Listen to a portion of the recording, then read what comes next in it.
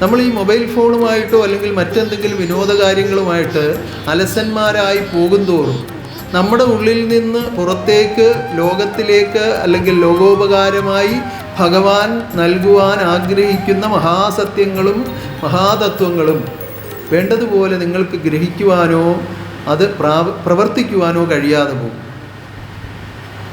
വലിയ വലിയ കാര്യങ്ങൾ നിങ്ങളെക്കൊണ്ട് ചെയ്യിക്കാനാണ് ദൈവം തീരുമാനിച്ചിരിക്കുന്നത്. പക്ഷെ നിങ്ങൾക്കതിനുള്ള ചിന്ത നിലനിർത്താൻ കഴിയാതെ നിങ്ങൾ ബാഹ്യലോകത്തിലെ വിനോദങ്ങളിലാണ്.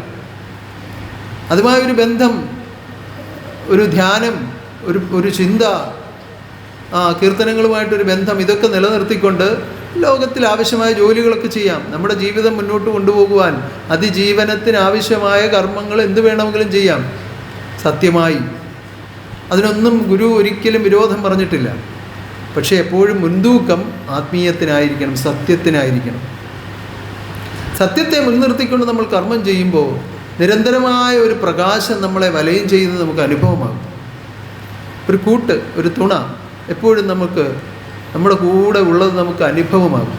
കാരണം ഇവിടെ നിന്ന് സത്യം കേൾക്കുന്ന നിമിഷം മുതൽ ദൂതന്മാരെ കൂടെ അയക്കുകയാണ്. അത് നിങ്ങൾക്ക് അനുഭവമാകുന്നില്ല എന്ന് കണ്ടാൽ നിങ്ങളിൽ യഥാർത്ഥമായ സത്യത്തെ വളർത്താൻ നിങ്ങൾ പരിശ്രമിക്കുന്നില്ല എന്നാണ് അർത്ഥം.